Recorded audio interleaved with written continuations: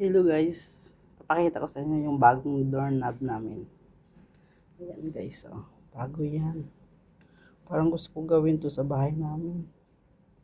Yan, makikita mo yung tao sa labas.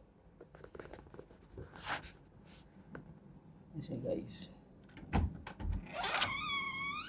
ito naman siya sa labas guys. Ayan siya. Papakita ko sa inyo kung paano pumasok. Sana huwag mag-alarm. Kasi natutulog yung baba ko. Hindi ko gagamitin yung kamay ko, baka sumablay mag-alarm. So, gagamitin ko yung mukha ko guys. Tingnan natin kung makapasa yung mukha. Hindi ko nilagay yung mukha ko dito guys ha. Pero hindi ko alam kung bakit masensor niya yung mukha ko. Tingnan ko kung masensor niya. Kasi ang pag sit up namin ito, yung kamay ko lang ang nilagay ko. Subukan ko yung mukha. Tingnan natin guys kung bukas ba siya. Kung ganito. Paano siya, gaano siya kaganda o gaano siya ka-safety na doorknob. Tingnan natin guys. Tayo naman. Ayan guys.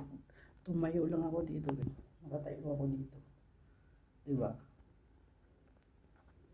Tapos nag-open siya. Pumasa yung mukha ko.